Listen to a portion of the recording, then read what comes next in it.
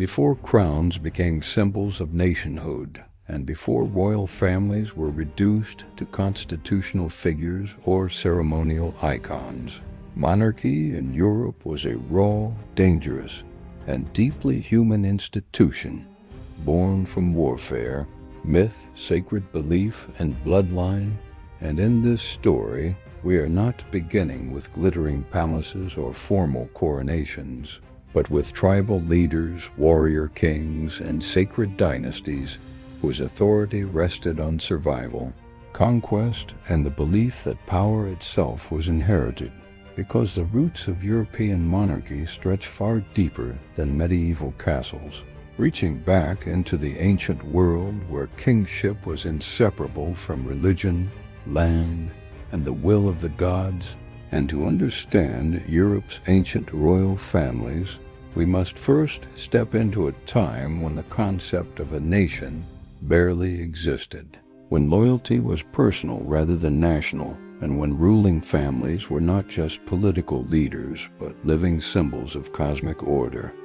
Long before Rome ruled Europe, power rested with tribal chieftains and clan leaders across the continent, from the Celtic kings of Gaul and Britain to the Germanic warlords of the forests beyond the Rhine. And these early rulers were often chosen for their strength, charisma, or supposed divine favor. Yet once established, their families worked tirelessly to transform temporary authority into hereditary rule, because survival in the ancient world depended not only on winning battles, but on convincing people that your bloodline was destined to rule. And this is where myth entered history, as royal families across Europe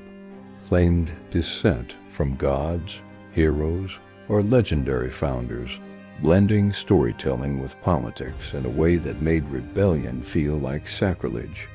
Nowhere was this fusion of myth and monarchy more influential than in ancient Rome, because although Rome famously rejected kings after overthrowing its early monarchy, Roman aristocratic families, such as the Julii, still understood the power of ancestry, with Julius Caesar's family famously claiming descent from Venus herself. And when the Roman Republic collapsed into empire, monarchy returned under another name, with emperors presenting themselves as restorers of order rather than kings, yet quietly establishing dynasties that would dominate Europe for centuries, because the Roman imperial family became the template for later European royal houses, combining military dominance, legal authority, religious legitimacy, and dynastic succession into a single model of rule. As Rome expanded, it absorbed local elites, marrying Roman power with native royal bloodlines, especially in provinces like Gaul, Hispania, and Britain, where local kings became Roman allies, governors, or client rulers. And when the Western Roman Empire finally fractured in the 5th century, it did not erase monarchy, but instead scattered its fragments across Europe, where former Roman generals, barbarian kings, and hybrid rulers stepped into the vacuum,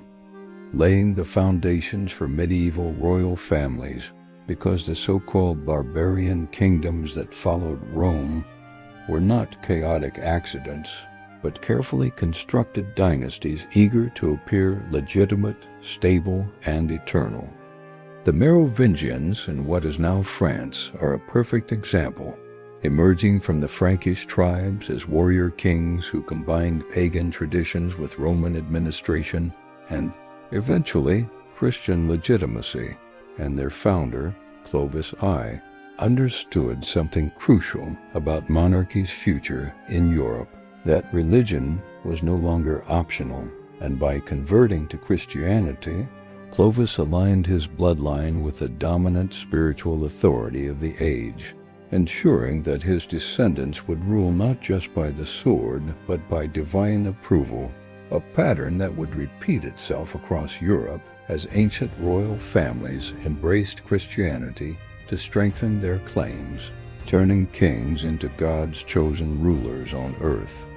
Meanwhile, across the British Isles, early monarchies were taking shape through a patchwork of competing kingdoms, where Anglo-Saxon royal families traced their lineage to gods like Woden, blending Germanic myth with emerging Christian belief, and these kings ruled fragile territories defined by kinship, loyalty, and constant warfare, meaning that royal survival depended on producing heirs, forging alliances through marriage, and eliminating rivals, often from within the same extended family, because ancient monarchy was brutal, intimate, and unstable, and dynasties rose and fell not over centuries, but within generations, leaving behind stories of betrayal, exile, and sudden collapse that shaped Europe's political memory.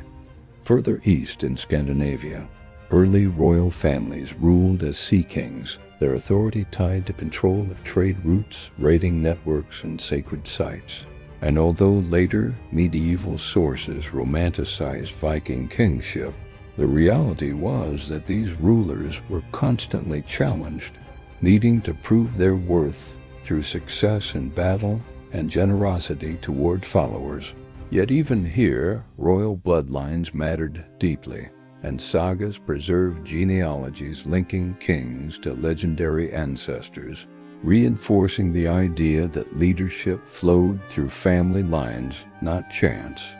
Across all of Europe, one pattern emerges clearly in these ancient royal families: that monarchy was never just about ruling territory,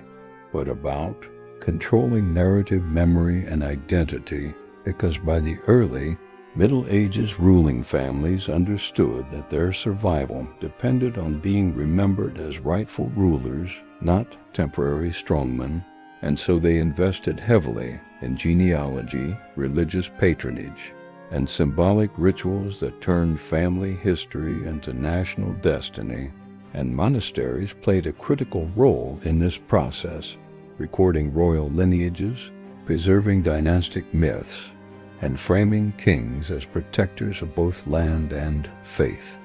By the time we reach the Carolingian dynasty, the successors of the Merovingians, European monarchy had matured into something recognizable, a system where ancient bloodlines, Christian authority, Roman legacy, and military power were fused together, producing royal families who believed not only that they should rule, but that Europe itself was theirs to shape, divide, and inherit. And these families would pass that belief to their descendants, creating dynastic networks that stretched across borders, intermarried relentlessly, and transformed Europe into a continent governed by family trees rather than maps. Yet this story is only the beginning, because the ancient roots of monarchy did not end with early medieval dynasties, but continued to evolve as royal families adapted to new challenges, including feudalism, crusades, empire building, and internal rebellion.